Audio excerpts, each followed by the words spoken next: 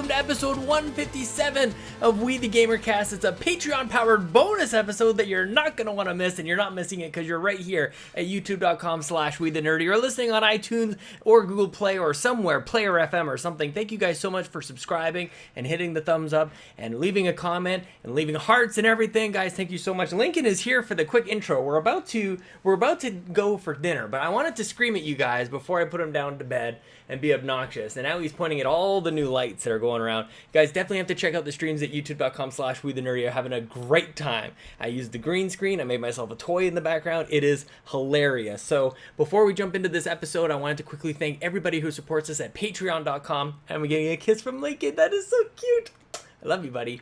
Everybody at patreon.com/makeisbetter, like our platinum executive producers, Corey Hicks at twitch.tv/chicks_18, who, by the way, if you guys are doing Prime Day stuff, you're getting free Prime, Lincoln, go support Corey Hicks. Give him your free sub for the month. Also, platinum executive producer, Mr. Mark Moody at youtube.com/Mr. Moody Reviews. You can catch Joseph Moran on his recent episode. Go over there, and it's all amazing. Our gold executive producers, the guys from Quest for Pixels, Tony Baker and Sheldon Benedict, and Panache Malloy, who was on the show on Monday. And all of our executive producers, JoeySplats, Caro Underwood, Dante Bellini Jr., Jared Gauthier, Dude427, Kevin Austin, Josh Borbone, Tammi Ryan, Robert Bobby Miller, Tim Aulph, Joel Brooks, Martini Jean, NastyBoots, David Ray, and Jesse Armstrong. Guys, thank you so much. This is an incredible, awesome episode. We are creating a new idea here, guys. We are going to talk about the top 5 games, our personal top 5 games, maybe favorite games of all time. And we talk about an idea. We'll get to it in the outro. But I'm curious what you guys think of this. We tackle something that could be a big thing, could be too big for us to even execute. But I'm excited about this. I had so much fun with these guys. Tammi and Tommy, Thomas King, Tammi Ryan, previous guests on this episode. We've been trying to get this thing going for a little while. I was really excited to finally do it. That's why this is episode 157. We have to do some shuffling. So don't adjust your sets. It's supposed to be 157. We had to backtrack. Still got to do the same thing with Ray Osorio, but don't worry. Quick shout outs. Actually, you know what? We're going to leave the shoutouts till Monday. Aside from Delvin Cox, congratulations on cracking the top 20, my friend. But more on that at another time. Here we go with Tommy King and Tammi Ryan. Bah! Look how cute you are.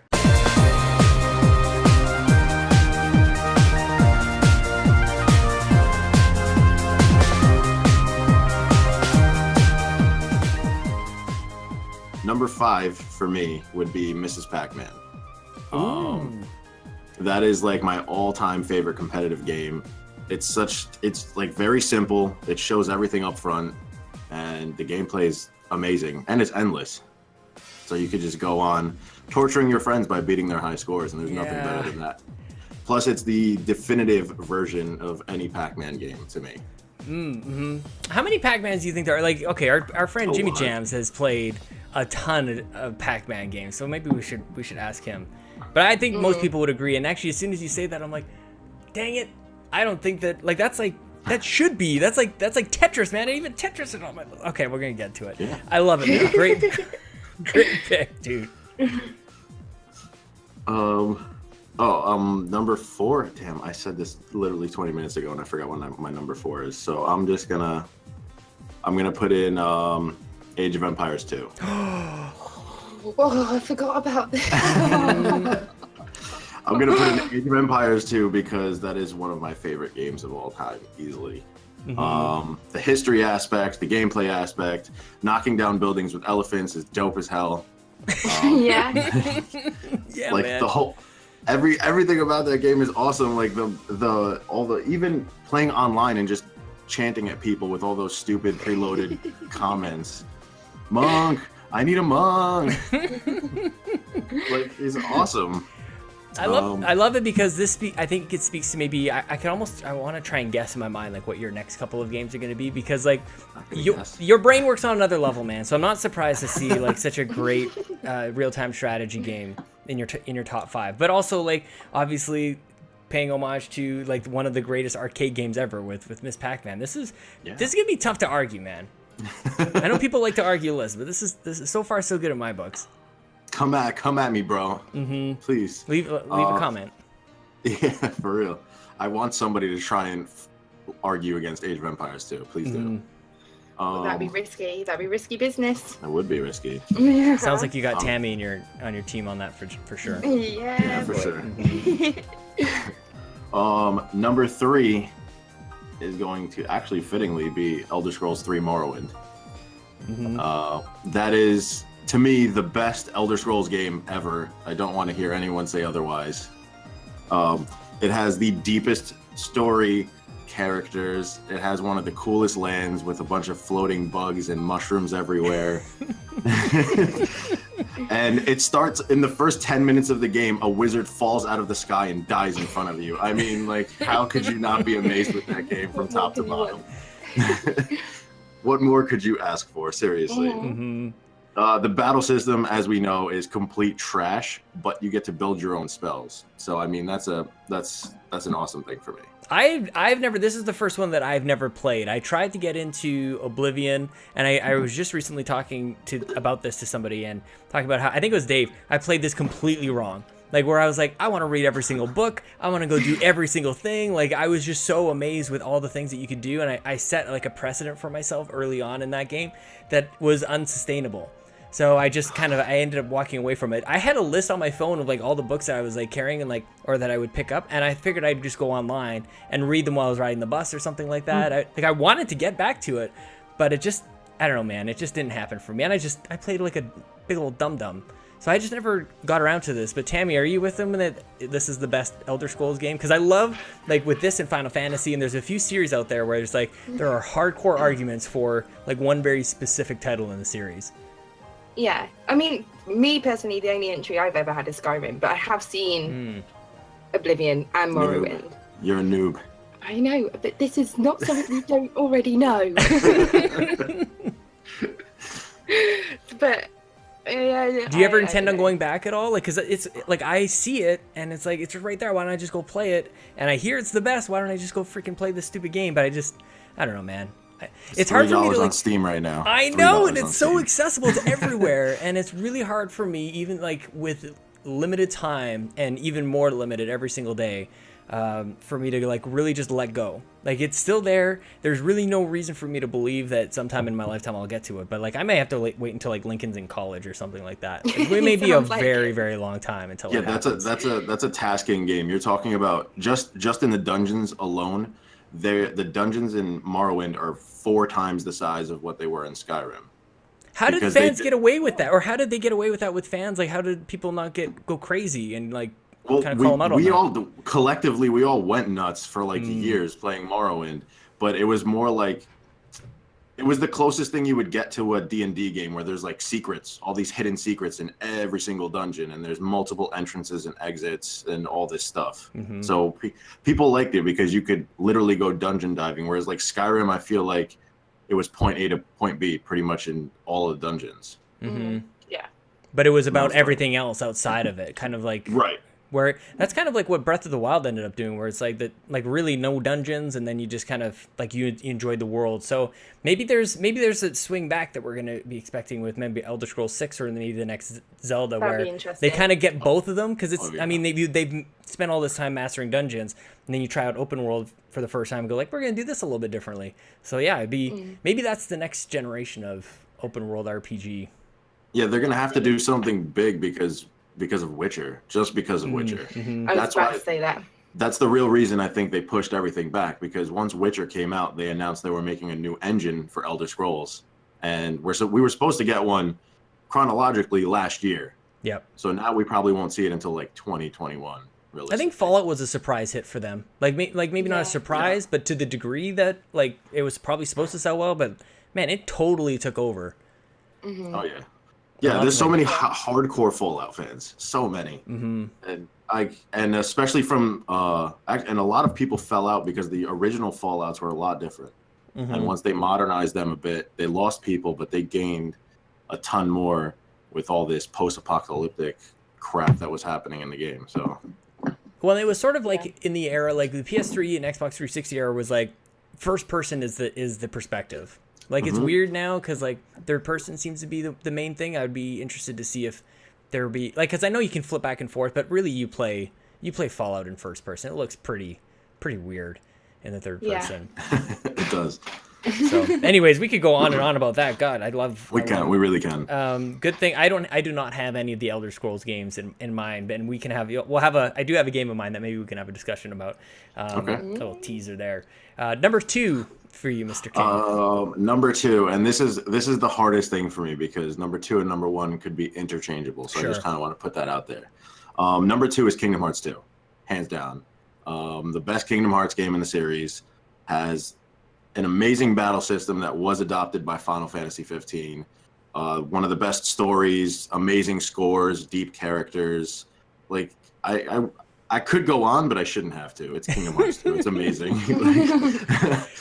Which is like, it's the age-old conversation about Kingdom Hearts, where there's people like me who's like, please tell me, like, what am I missing? Like, what am I, like, try and get me, like, where's my on-ramp? And there should be a pretty clear one, which is Disney. Yeah. And yet I'm still not really quite there. And my thing that I keep saying is that my one time that I've tried a Kingdom Hearts game was on 3DS, and I keep hearing that's not the right one. Like, that's just not, like, just don't. So I'm trying to find, like, the Men in Black thing, the pen, just erase my memory about that, Yeah. and then I can just kind of move on. But again, like, these are massive games, man. Like, between, like, Yeah. Miss Pac-Man is really the only one that I can, even Age of Empires is a time suck for me to really get into and understand.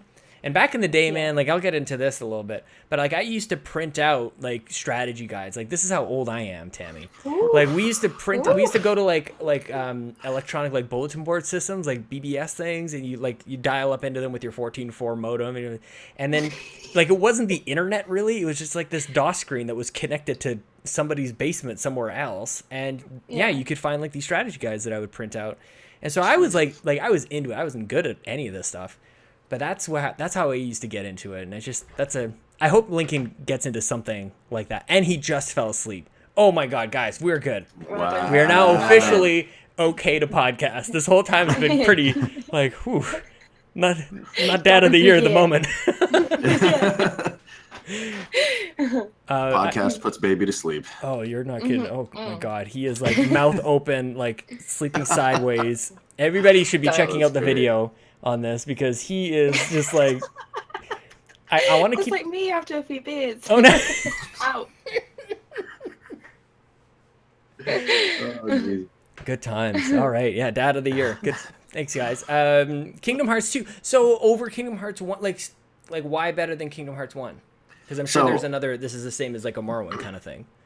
I mean, it's just like Kingdom Hearts 1 was their first entry, obviously, and they had problems going in. So the camera was just ridiculous in Kingdom Hearts 1. That thing did whatever the hell it wanted to do.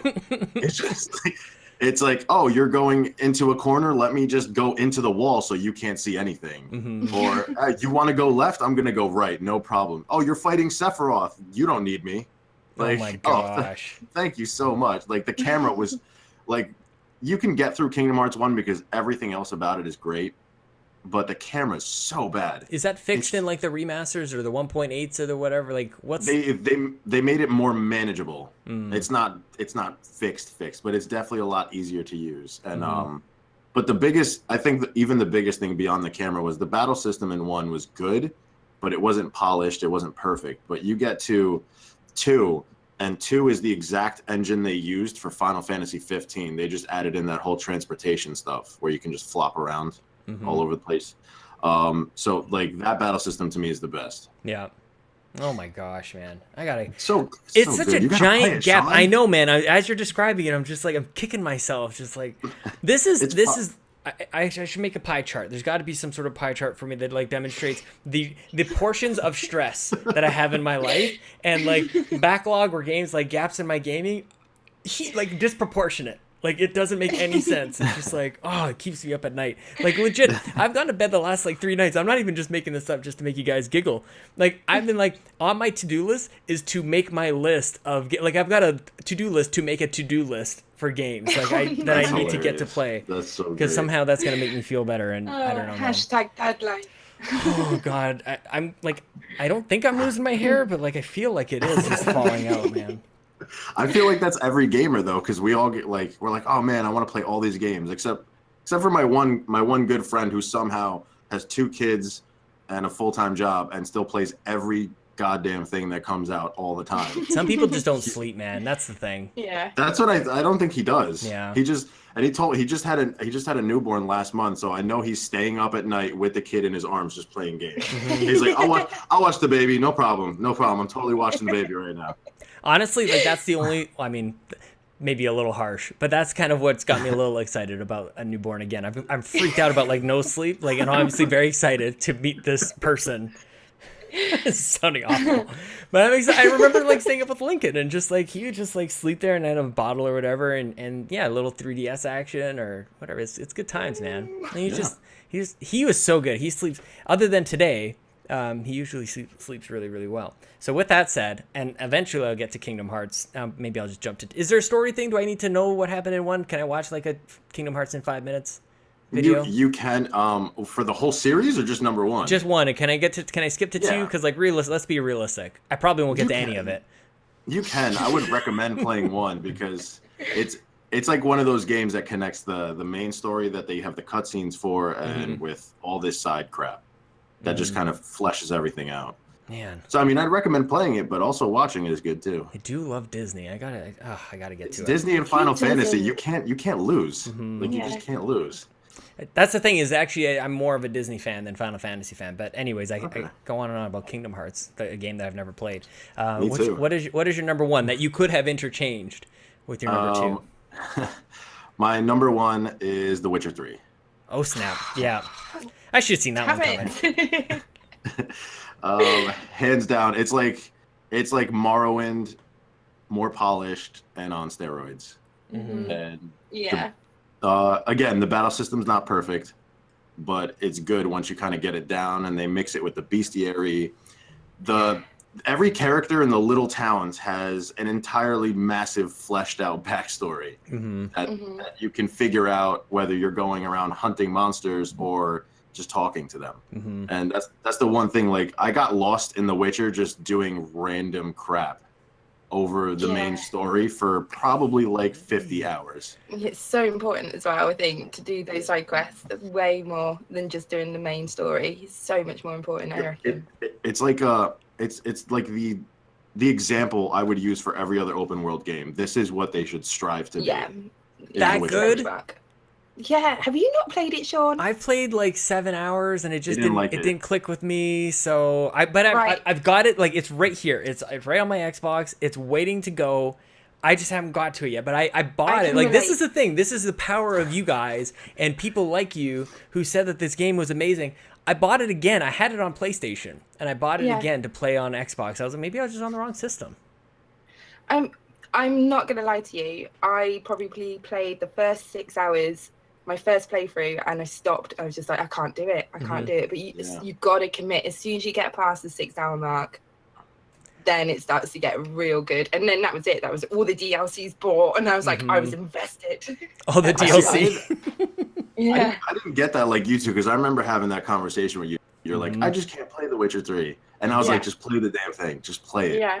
Because we tried to do a Let's Play on it on the YouTube channel, and I just lost interest. I just got so bored. But once you get past a certain part, and then you are done, you're ready for it. Honestly. But it wasn't like the setting or anything like that. Like you've been into fantasy stuff before that, so like it was just kind of the game. Like, had you played? Actually, Thomas, both of you guys, had you played either of the Witchers before? Like, because I'd never heard of this game, and then Witcher 3 was announced at E3, whatever year that was, and everybody's like, I can't believe it, The Witcher's happening. I'm like, what? What? Like, just another giant gap in my and even The Witcher 2. This is how silly I am. Also sitting on my Xbox. Like, sure, I'll get to that one first and then play Witcher 3. Like, that's my plan right now, guys. Before, as long as Cyberpunk 20, whatever it is coming out in 15 years, then I think I'm good. It's coming out in the year it's stated in. Exactly. Yeah, I've got time. I'll be out of my second life by then. That was funny though, because I played Witcher 3 and I'd heard about Witcher, but I never played the other games. And after I played it through and beat the DLCs, I went back to go play 1. 1 is unplayable. That game is a disaster. Yeah, that game's really bad. And 2 is just, it's kind of interesting, but it's more It's more involved with Geralt's relationship with Yennefer than anything else. That's one thing I wish that I knew more on, in all honesty, from just going straight into The Witcher 3, because there was a lot of things that were missing that needed answering. Yeah, which she doesn't matter. All right, just pick Triss. Triss is the winner, always and forever. Yeah, I've got a bit of a thing for Yennefer, but yeah, with my Brits. I like the redheaded sorceress, so it's fine with me. This is the thing that I love about games too, and like growing up, it's kind of like it's like it's a little weird. You're like, do I have a crush on this fictional like cartoon character? But like, and you're like, yeah.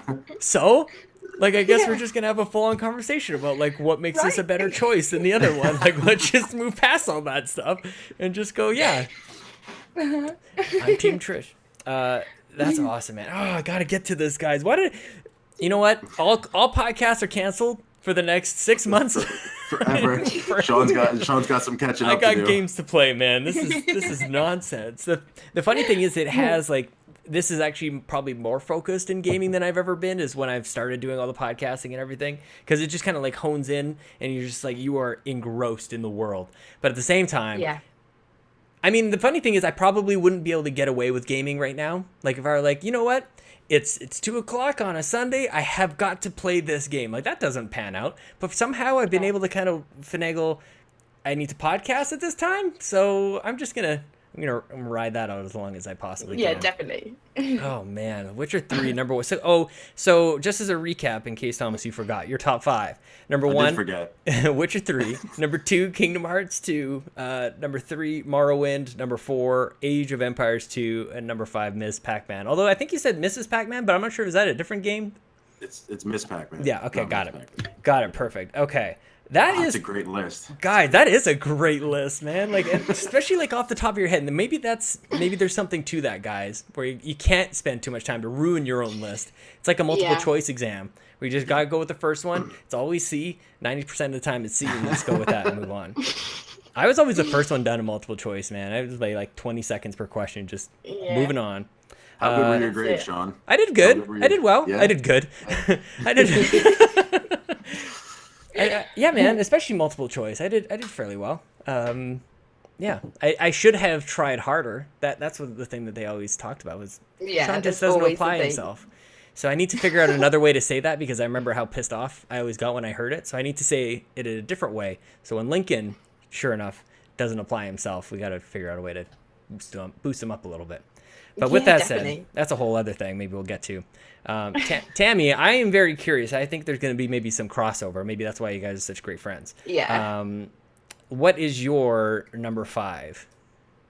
My number 5 is actually, and it surprised me when I was thinking about it, but I went on the emotional factor, and I went with The Last Guardian, because, oh my goodness, I weeped. I think I finished my Let's Play on it, and Thomas was off to E3 last year with the Gamer Access lot, and I messaged him as soon as I finished. I was just sobbing. I sent a picture and I was just like crying my eyes out. Oh, yeah. I remember that. Yeah. And that has to be one of my top 5. It has to be. Were you along for the ride, for the development ride? Because it became a joke for so many years of like E3 predictions, and everybody's like, surely they'll announce it, and then it never showed up, and we weren't sure what was going on. Like, were you waiting for it? I think maybe we talked about this too when you were on the show. Yeah, I wasn't really. I wasn't really hyped for it, to be honest. But then as soon as I saw the trailers just before it was released, I was just like, oh, I need to get amongst this. I need to. And it was probably one of the best ideas I've ever had. I loved it. It was amazing. So a game that makes you cry your eyes out is kind of like that's that alone, or is it just like heavily on the emotion? Because like I'm kind of like veering away from stuff like that just makes me bawl and anything makes me cry now. I watched Coco this morning. I've seen it 1,000 times, and I just cry my eyes out of this stupid thing. And the notes in the song just, God, please don't look at me right now. Like, just keep looking at the screen. Be strong. Dad's not, just a baby. God. I think, like, for me personally, like, I think I've gotten to the point now where gameplay doesn't really matter so much. Like, story matters a lot more, which is interesting because The Last Guardian doesn't have story. It's the bond that you form with Trico, which is what the game is based around. because other than that, it's just a simple puzzle game, really. There's not really much to it. You don't really get much context. You don't get anything. It's all kind of what you come up with in your own mind with what's really sort of happening here. And of course, you get a few little cutscenes and stuff, but nothing is like laid out to you in black and white. And I think my playthrough was more based on the relationship that I formed with Trico. And by the end of it, I was so like lost when I finished playing it, because I felt like I lost a friend. It was so weird. It was so weird. So it had to be on my top 5 list. Is that a bit of a spoiler? Maybe I don't want to dive into that. No, not at all. No. Okay, yeah, moving on. What happened? Is there like a certain approach? Because like I went into it, I guess not even really knowing what to think about The Last Guardian. I never played Shadow of the Colossus. I never really done any of these types of games, and it just like, I don't know, it just didn't click with me immediately. So like, what was your expectation kind of going into it, and like how did you end up? Because like your experience with The Witcher wasn't positive to start, so like was there a certain approach or just a mood that you were in maybe when you played The Last Guardian? I think it was more it was like a grower, if that makes sense. So, like obviously at the start you don't form a bond straight away, right? But the more as you're going through it, your relationship and how you use Trico gets stronger and stronger and stronger. There's various events that happen throughout the game where you just think, oh my god, there's no way I can do this without him. And you're thinking, I'm thinking about this about a mythical creature that doesn't exist. You know, and that's how it affects you. It really does. It really does. The gameplay though, how long is this awful. Game? How many hours are you guys tacking onto my freaking backlog list? Ooh. Is this a long one? Thousands. I don't think so. Totally, I think you are. It's got to be under 20, I reckon. Under 20 hours. I think that might be a library rental. Okay. Yeah. Okay. Well, gosh, dang it. We got to do this Make Us Better list, because this is going to I can't wait to see what everybody else says. What is your number 4, Tammy? Number 4 was the first game I ever bought myself with my own money, and that was Pokemon Gold. Oh, there it is. Yeah, I was waiting for a Pokemon game to show up. Yeah. That's a good one. I think just for that nostalgia factor, I think anybody who's had an introduction into gaming had some kind of correlation with Pokemon at some point in their lives, whether it be recently with Pokemon Go or before, back on the old Nintendos. Yeah, so remember earlier when I was trying to like schedule stuff and talk to you guys about top 5 and then walking the dogs and my baby, I also was catching a Pikachu and Squirtle. Squirtle is like going crazy right now. Yeah, I caught a couple right outside my house this morning. Yeah, that's happening. So I'm with you. I've never caught it. That was my first Pikachu. He's wearing sunglasses and a hat. He looked all cool. Oh my god. Yeah, super cute. So when he evolves into a Raichu, does his hat get bigger and his sunglasses change? Definitely. I have no idea. I've only got 2 Pikachus right now, so that would be so dope. See, and I'm not even a good Pokemon Go player. I don't even evolve any of them. I'm just catching stuff all the time. I just want to make sure I've got Pokeballs to throw. Like I'm shitty at that game too somehow. I am too. And that one, literally all you have to do is walk around.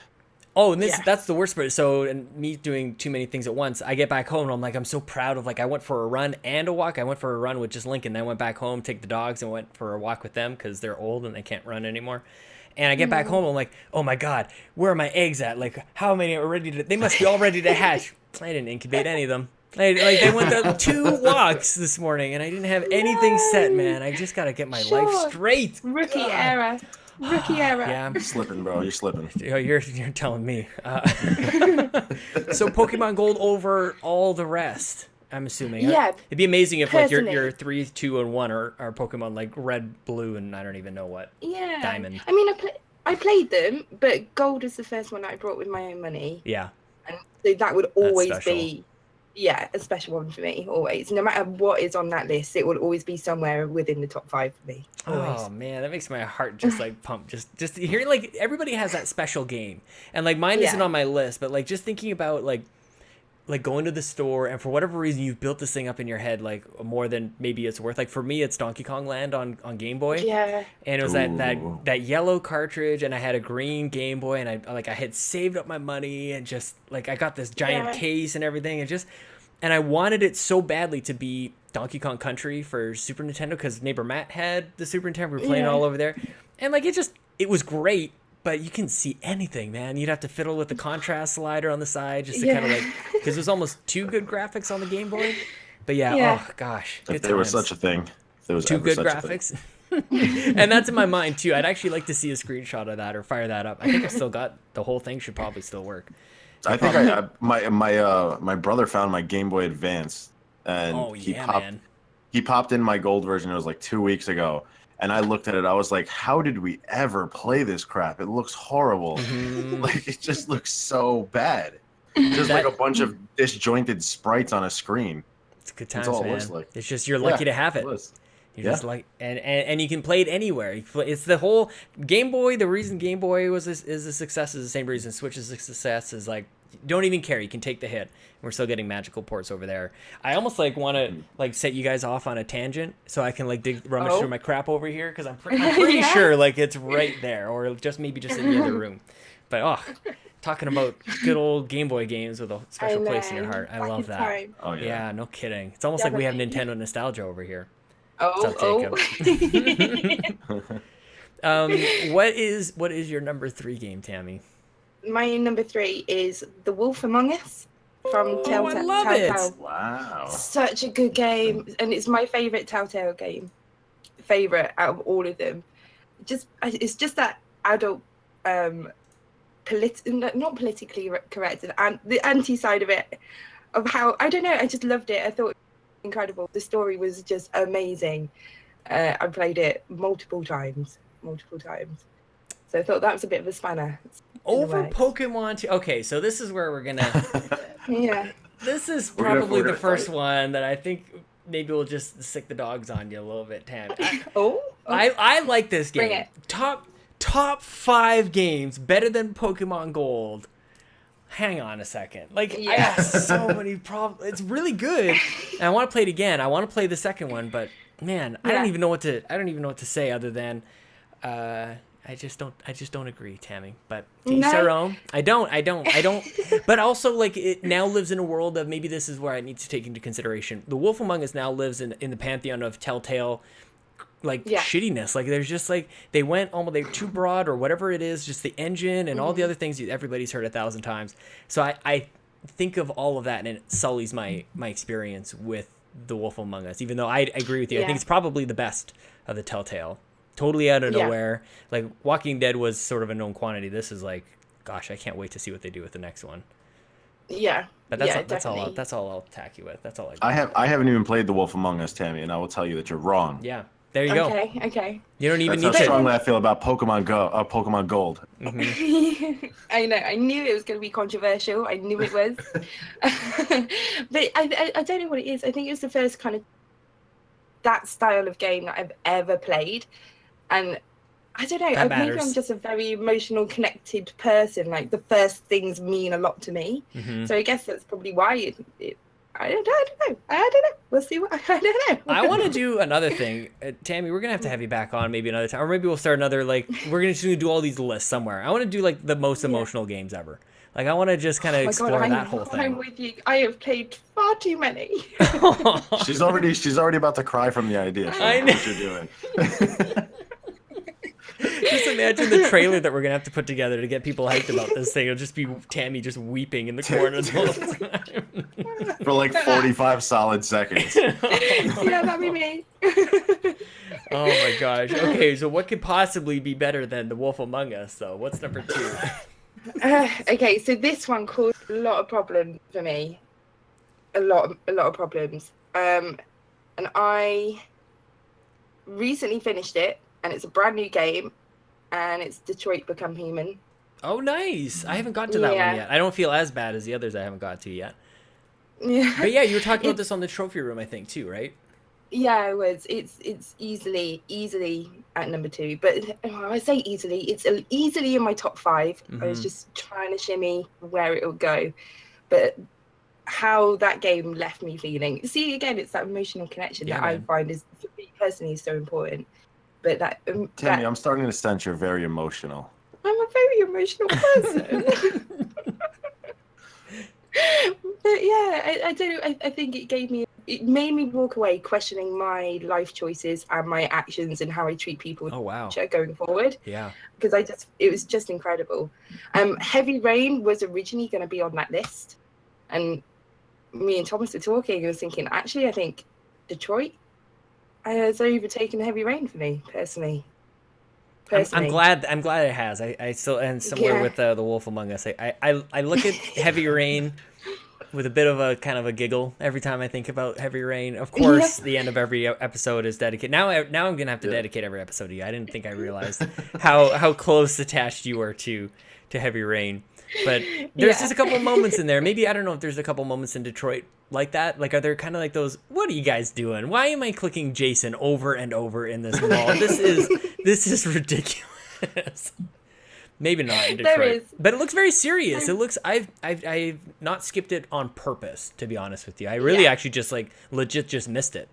Like it came out, I had like a 20% off coupon. I was ready to play it, but I'll have to come back to it probably in the holidays. I do recommend you do so. It's one of those ones you can put down and come back to whenever, but it doesn't leave you wanting to do that. You want to find out where the story arcs go. And it's fascinating that the way they've treated such important issues, in the way that they have, without being too direct in your face. Like, this is about oppression, this is about racism, and this is about blah blah blah. Like it does make you sit back and question, and it left me wondering. As soon as it stopped, as soon as it finished, I was sat there for a good half an hour just thinking, oh my god, what kind of person does this mean that I am? And I was just there, just debating my life choices just over and over again, and nothing's ever made me do that. That's heavy. It's heavy. No kidding. It's really heavy. Wow. That might be one of the most compelling things I've heard to make me want to go play a game. Like, just to go check that out. Yeah. Is like, because I don't. Yeah. When you say like Last Guardian made me weep, I'm like, I'm not really looking for something to make me like. I already cry enough. But like Detroit becoming like to make me think is a little different. And that's pretty exciting. I don't know if I want to look that inward after playing a game. Honestly, it's a bit it should scary. be. I wasn't expecting it at all. I didn't expect that I would be sat there going just like this for half an hour, just not quite knowing. But yeah, honestly, play it. I really recommend it. I wish that maybe Luke Lower or somebody super smart out there can kind of like look at lists as like a there's something about our personalities, right? Of like the top 5 lists that we put together, like it's almost like like one of those personality quizzes. Like, this is the type of person you are. I don't even know what my list is going to say about that, but there's definitely a theme to each of your guys. I'd like to just kind of dig at that at some point, but maybe another time. That's quite interesting. At that, why don't we move on to your number 1, Tammi? Okay, so number 1 is The Witcher 3, but yay! This is where it differs, is the Blood and Wine DLC specifically. Oh. Out of that whole game, the Blood and Wine is just incredible. They take it on a whole new spin as to where it was like originally. I think that's how I felt, and the world was incredible as well that came along with it. It was so different to what you're used to in regards to like Novigrad and everywhere else. It was like fresh and bright and sunny, and it was incredible. It was really incredible. Yeah, really colourful. And it's like as big as a game, right? Like, that was the whole thing about the DLC, is like it may as well have been like its own thing. I think it definitely could have. Definitely wasn't as big, but it definitely could have been standalone, in all honesty. Dang, that's what I think. Man, I got. Yeah, that's why they were on like so many top 10 lists, and that was so controversial because it was a DLC. Yeah. Right. But it was just, it felt like an entirely different game. You want to go back to those days. You want to go back to those lists where everybody was having such a conniption about it and go like, hang on a second. In 2017, people are going to be trying to put PUBG as game of the year. So the early access. So maybe we should go back and be like, you know what? It's not so bad. Blood and Wine, give it to it. That seems all right. Exactly. Okay, so to recap, in case you forgot, your top 5, The Witcher 3, Blood and Wine. Number 2 is Detroit Become Human. Number 3, I think this says The Wolf Among Us, but that can't be right. Number 4, right. Pokemon Gold. And number 5 is The Last Guardian. Guys, I love this. I think this is gonna have to be a thing. I'm gonna quickly run through mine. And maybe I foresee maybe a discussion on one of them. So running from number 5 to number 1, I did mine in order. When I wrote mine down, I went from number 1. I was just like, what's the first thing that comes to mind? And I'll get to that in a second. And by the time I got to number 5, I'm like, I don't have a first-person shooter here, and I feel like I probably should. And actually, none of us have a first-person shooter. And it's just like, for me, like, it's just like, you can overlook them, I think, because they seem so like shooty, like they seem so shallow. Like it doesn't seem like they should really amount for much, especially when you look at like the list so far, super heavy games. Like maybe aside from Miss Pac-Man, but super important in a totally different way. Right. So I was thinking like, what first person shooter is the one from, I was thinking about like Unreal was a really important game for me on PC way back in the day. But ultimately the one, hopefully Pete Barbaro is happy about this. Half-Life is my number 5, or is my number 5. And I can remember playing the intro to Half-Life like probably like 30 or 50 times. And just like, it was the game that I grabbed my mom, I grabbed like the neighbor from across the street, just like look at like sit down and like go through like that whole, like you're on the tram for a little bit and you have to do the sample experiment at the start and everything goes to hell. And I just remember like, it was getting into that game at the same time as getting into like my PC Gamer magazines and just like really getting into gaming with no holds barred. And I loved it. Even though Gordon Freeman may be one of the worst protagonists, I think, in gaming. Like I'm not gonna be a Gordon Freeman apologist over here. But holy crap, that game just like completely blows me away. Yeah. I almost forgot that game existed. Not for nothing. I know people do forget about it, and they always go to Half-Life 2, which I don't have nearly the same love for Half-Life 2 as I do the first one. Really? What's that? I don't know. I just think it's like timing. Like it's probably the same with Pokemon Gold. Like it's probably a better game. Like Half-Life 2 is probably by most measures better. But like everything about Half-Life 1 was new. Like the fact that you would walk up to somebody and that's when they would trigger the sequence that they were chatting with each other, or like whatever, like just the in-game sequences that would like sort of like emerge as you cross the barrier was brand new to me. I'd never seen that before. I don't think really games had gotten into that before. The story of going like into the alien world and then coming back out like at the end and just oh my god, and the different enemies in it were just nuts. Like you'd be walking around going like, what's this rope hanging from the ceiling, and all of a sudden this thing is like grabbing you up and you got to shoot in the face with a shotgun, and it was so satisfying to just like get a good blast at it and it would drop you down and all his guts would fall down. And man, this was holy crap. I'm just getting into it now because this was at a time when I was really into like 3D sound. My sound blaster was second to none, guys. I'd have like a subwoofer on the floor, and I have speakers all the way around me, just trying to get as many speakers as possible. And holy crap, I was in it. Half-Life. Oh, whew. I don't know how it's only at number 5. The way you're talking about it, maybe it should be higher up there. Bring on this list. Holy crap! Number 4. Do we need to leave you alone with Half-Life, Sean? I think you might. I spent many hours alone with Half-Life, so maybe I don't need to go back there. This is where I'm curious because, and maybe it's a hometown bias here, but my number 4 is Dragon Age Origins. So I don't know if this is where, like, do we have to fight because like I'm in the Dragon Age camp and you guys are in the Elder Scrolls camp? Are we not allowed to be friends now? No, we can be friends. You're allowed to come visit every once in a while, but you got to stay in your own bubble. Yeah, bring your own beers. Oh no! Have you guys played Dragon Age? Like, is it just maybe because I had never? This was my first kind of like fantasy RPG, so I kind of just maybe that's why I really like that, and I haven't really been able to get into the Elder Scrolls games as much, or even Witcher. But have you guys tried these ones out? I feel like Thomas, you played everything D&D, even remotely D&D. Okay, yeah, let's just throw that there. I mean, I tried out Origins and I tried out Inquisition, and I really don't know what it is, but I've never had, and I'm sorry, Sean, but I've never had a more forgettable moment playing a game. Dang it, really? I think I sat down for like 2 hours to try and play it, and I was just like, I'm gonna go back to playing XCOM now. This is ridiculous. XCOM, that's fair. I couldn't. I don't know what it was. It just didn't. It didn't grab me. And when I started creating my character, I was like, "Oh, this looks kind of cool." And then I'm this giant blue devil guy, and I'm like, "Well, I've lost interest now." I don't even know what you would have made. So my story with Origins really quickly was I got Inquisition, and I was like, I heard about this Dragon Age series, it's supposed to be good, and I played 2 minutes of Inquisition. I'm like, I don't know what's going on at all. I need to go back. And in whatever year that was, 2015, I played Dragon Age Origins, and then straight into number 2, and then into Inquisition. Like the first 3 months were dedicated to Dragon Age, and I was all in. And I've gone on and on about that series in the past, but to me, probably the most interesting like stories based on the character that you choose in Origins, like the whole like the Origins comes from there are different origin stories depending on who you pick, and male or female. Like it's just so crazy, and just like the replayability is crazy. And if you want to have conversations with like what was your experience like, because I chose a city elf and there was a wedding at the beginning, but I chose a mage and I had to like maybe give up my friend and he's a dickwad anyways, and like oh gosh, the decisions in this game are crazy.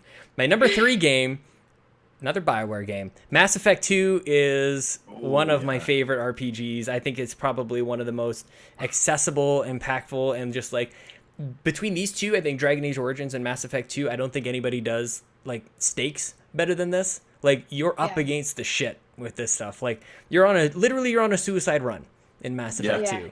And the Blight in Dragon Age Origins I think is amazing, and I can go on and on about this stuff. But yeah, Mass Effect 2, super replayable, perfect length. I think is like maybe between 30 and 50 hours. Is you could probably race through it in probably 20, 25. But if you want to do everything, you could probably, like, it's just not too bloated. And I really appreciate that. Yeah. And it's also the best one in the series. That's the right answer, right? Yeah, I think so. I think 3 kind of gets maybe it gets crapped on, maybe unnecessarily. But I want to go back to that. I've played through Mass Effect 2 or 3 times. I've only done the third one the once. So maybe someday. Yeah, it's just that ending. You know why it gets that crap. It's because of the ending. Well, and it really wasn't until like I dove into I went into internet videos and like what's everybody's deal, and like I could see it afterwards, but it didn't hit me because I'm a big dum dum. Like it didn't really dawn on me like, oh, this is a major problem. Like I was just like, that's the end of the story. But I can't argue with people's like issues with it. Yeah. So that's that. Number 2. This is probably one of the more boring picks, to be honest, is Super Mario 3. It's kind of like, well, of course you have a Super Mario game. But for me, that's the best. That's the Mario game. Everybody has to choose their Mario game, just like everybody has to choose their Pokemon game. I do love Mario World. It's right there. But when I think about a game I want to like go back to forever and ever and ever and ever, rather than just forever, is Super Mario 3. I just love the Tanuki Mario. I think that's the one up. It's just the cute little Tanuki guy instead of the cape. Although Yoshi's pretty good too. See, I had that one as my definitive Mario game. Like that's been my favorite one of all time until I played Odyssey, and Odyssey kind of replaced that one. Oh snap! Yeah, it's still like I could still go back and play them because I still do prefer some of the 2D stuff better. But Odyssey was just so damn good. It's amazing. It leaves a lot of contradiction, I think. Not contradiction, what's the word? Where people are split down the middle with Odyssey. And this is coming from someone who's not a Nintendo fan, doesn't keep up with any of it. But from what I've heard of, definitely splits camps. That's what I've heard. Yeah, I'm not on the Odyssey bandwagon. I like it. I like it, but number 3 is it still surprises me even to this day. My brother is amazing at games. He'll be like, "Hey, did you know this thing?" And I was like, "Nope." Like there's still, after all these years, it's still coming up with surprises for me. And it just like, if there's anything that has ever really approached a perfect game, I feel like it's got to be Super Mario 3. It's like probably the closest, which maybe you'd argue that would make it number 1. But instead, number 1 is one of the games I probably put the most time in and still not very good at it is StarCraft. The original StarCraft, probably specifically Brood War. I think I'm going to go with the expansion Brood War if that's... Because I think with Blood and Wine, we've established that that's allowed. But holy crap. StarCraft is the game, man. Like Orcs in Space, they took Warcraft, which is definitely within my top 10 or 20 for sure. Yeah, but definitely. I mean, just like created esports, arguably. StarCraft 1 or 2 created esports, created like the international scene, and like, hang on a second, we're playing this game over here in North America, but in like Korea, people who play StarCraft are on the cereal boxes. Like it's so crazy. Yeah, and I love it, and I have so much appreciation for people who play it at that next level, and you can just play in so many different ways, and the 3 different races. Like that had never been done before. It was always such cookie cutter stuff. I think StarCraft is, for me, probably my favorite game of all time. So That's Wow. an awesome pick. That's an awesome pick, Sean. Thanks, I really want to take the wilderness out. I really want to take it now. we can do we'll do a redo every July. Yeah. Tammi has to Please do. retcon her top 5 like 10 minutes later. Yeah. Yeah, like my brain's like, what have you done? Yeah. As you were talking about the first person shooters too, I was like, I Yeah. just realized I was like, I didn't put my favorite Halo game in there, and now I feel like a terrible person. Yeah. Yeah. I didn't put Overwatch in there, and now I feel like a terrible person.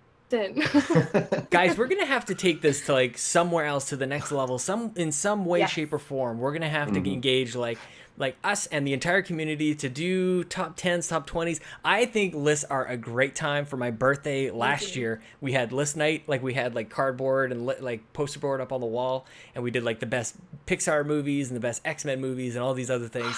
It was so much fun.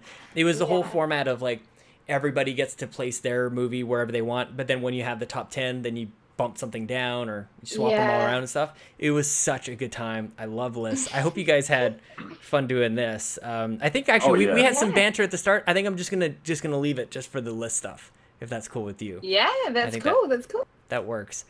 So guys, why don't we round this up? I really appreciate you guys accommodating my napping schedule, or Lincoln's napping so schedule. I'm now realizing, also looking at this thing, he has thrown all of his stuffed animals outside of the crib. I don't know if you can spot that over there. He Yeah. just needs the space, Daddy. That's all it is. He was It's having just dark. It's darkness for me, so I'll wait till the video drops so I can.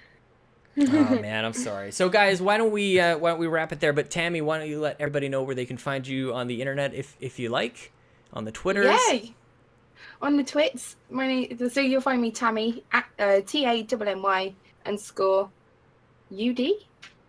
Yeah, that's I think that's right. Yeah, That's That's my still favorite it. thing that That's still happens. When people are like, I don't know what my Twitter is. Wait, what's my handle?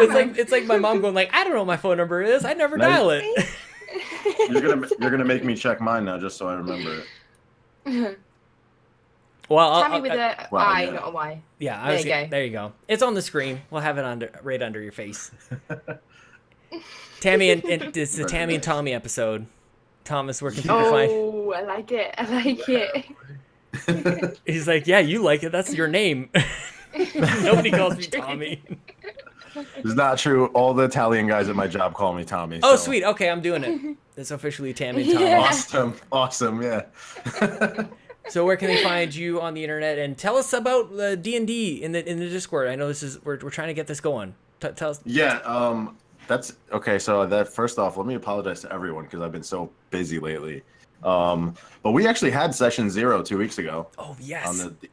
On the D&D Discord, Sean, which I'm not going to mention any names, but somebody wasn't there, Sean. Was it on a Monday night or was it on a Wednesday night? It was a Wednesday night. Oh damn yeah, it! it was a Wednesday. Crap. I'm all Yeah, out of Wednesday. excuses. Wednesday after 10. Anybody's free to join. I have an online D&D going. Got a couple people from the group and a couple of my friends. And we're actually going ahead with session 1 this Wednesday. Can I I've been- watch? Can I just see? I just need to learn. I'm a slow can. learner. I'm a very slow learner. I'm bad at You can. learning. Aw. You can jump into the game and you can just watch. Okay. I think I might do That's that. very easy. Okay. Yeah. And I'll ask all the dumb questions. Can somebody else join me there? So it'd be like the person at the movies who's like, what's happening? What's going on? I don't understand. You're like, me neither. know I'm what's new to going this too. I need like subtitles or something, like for you guys to, like, while you're talking in your language, I'll be like, so what's really like, what's the translation here for dum-dums? I'll give you subtitles, but they only come in Japanese. That's so. really good. I can dig it. I like it. Okay, man. Where can people? So probably in the Make Us Better Discords or anywhere else where you can where you can find the D&D and D. You guys can find me on GameStomp_UD on Twitter. You can find me on Sticks and Crits on YouTube. Yes. And you will find me exactly 2 weeks from today on the website sticksandcrits.com. Ooh, with so excited. all the D&D goodness, all the video game nerdy goodness. I'm so freaking excited for you guys. I know I've been watching it kind of like come together just from afar, and it's very exciting, dude. I had my His business wings partner. spread. Yeah. Oh yeah, they're out right now. You just can't see them. I had my business partner do he did a because I'm not good with Magic the Gathering. But he did a review on, they banned a bunch of cards, and he posted it up on YouTube just to like, you know, see what it looked like for the whole sticks and crits thing. And it looked pretty good. And he's I thought I was a nerd, but he's a super nerd talking about these Magic the Gathering cards. I love it. I want. Can I meet him? I love hearing people just like nerd out about the stuff. Yeah. Like just man, that would be amazing. Yeah, he's in the D&D game. Oh, let's do it. Okay. He's gonna be on the D&D game on Wednesday. Wow, I almost forgot what day it was. Good for me. I'm with you, man. I think it's Sunday, but I'm not really sure. Guys, thank you so much. I know working out scheduling and everything was a bit of a fun game for us today. Lincoln is still sleeping, so we're okay. Thank you so much. This was awesome. Thank you, Sean. Thank you. Thank you, Sean.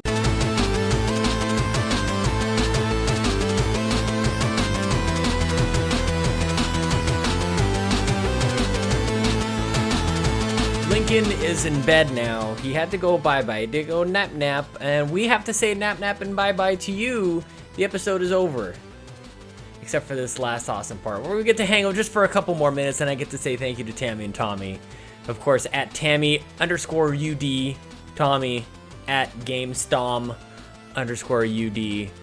And there's D&D, speaking of Ds, all the Ds. D&D's happening tonight. It's Wednesday as I record this. Check it out on the Discord. The channel is DNDND. And Sticks and Crits, I believe, is the Twitter.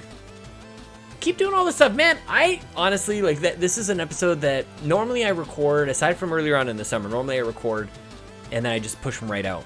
And this one sucked to sit on, to be honest. Because, like, I wanted to share this with you guys instantly. Like, this would have been great live. I think we could have more people join in with their top 5. This is gonna be a thing. We kept talking afterwards, like, man, we gotta come back. We gotta do this again. Pretty soon we'll create a giant list, and these discussions I think were pretty amicable. Maybe because it was that 5 that I think was pretty digestible as well. So thank you, Tammi, Tommy, having fun with me over the weekend and dealing with all of my rescheduling and just all the stuff. So thank you guys so much. Thank you to Patreon. Thank you to everybody who supports us there. Thank you everybody who just listens and shares and all that other stuff. It's thanks to you guys that we get to do all this craziness. Look at all these lights around me on the video. YouTube.com/WeTheNerdy. Thank you for supporting us at Patreon.com/Make Us Better. If you like, $3 and up, you're in the show notes, and $10 and up, you're the executive level. Gold and platinum even still. So guys, thank you. Follow me on Twitter at Sean Capri. Sean like Connor, Capri like the pants. Follow the website, We The Nerdy, or the show, We The GamerCast. And remember, I do the Xbox Drive. I'm going to record it tomorrow morning. I love that show. Please check it out at the Xbox Drive and If We're at Nintendo with Jason Lacey. Every Monday live, and Wednesdays it's on iTunes and Google Podcasts and everything else. I'm having so much fun. I don't know if you guys can tell, but like something happened in the last little bit. I'm just rocking, man. I feel good. Maybe it was just because I listened to a new Megadad's this weekend. Congratulations. Oh, and thank you again. So many thank yous. We helped them get over to 100 subscribers at their YouTube channel, youtube.com/Megadad. So congratulations, you guys. Thank you to Gary Gray and Adam Leonard. Thank you to Antonio Guillen. Thank you to Dave Moore. This is episode 157. We'll be back on Monday. Now it's time for Patrick Stewart at the drive-thru, because this is a Patreon bonus episode. We changed the ending for Patrick Stewart. It's my favorite skit ever since before YouTube was a thing. Goodbye. Hello, I'm Patrick Stewart, star of TV's Star Trek: The Next Generation, and the host of the documentary series MGM, When the Lion Roars. Okay, that's fine, sir. Can I take your order? Yes, you can. And what is your order, sir? I'll have a quarter pounder with cheese and a side order of fries. Would you like... And a fillet. Oh, fish. Would you like a cold drink with that, sir? Yes. Yes. For the sake of the future of all mankind, I will have a small Sprite. Okay, sir, that's $5.20. Could you proceed to the first window? The first window. The first portal to a new dimension.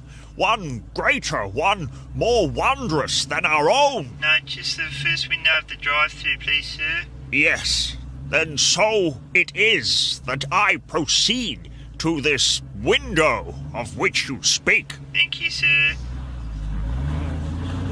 Approaching warp speed. What the f***? Mate, did you just drive into the back of me? Yes, it is so. Mate, are you some kind of f***ing comedian? I am Patrick Stewart. Mate, get out of the f***ing car. And so, with heavy heart, I hereby withdraw from the vehicle. Mate, look what you've done to my f***ing Duco. You accuse me. Mate, f***ing I do. Here's your order, sir. What manner of burger is this? And these slivers of potato extract? Hey, Chrome Dome, are you gonna f***ing pay for my car or not, mate? Mate! I am under attack. I must reason with this. Mate, you are talking out your f***ing ass. And so it is that I bid you and your people farewell. What a f***ing dead shit.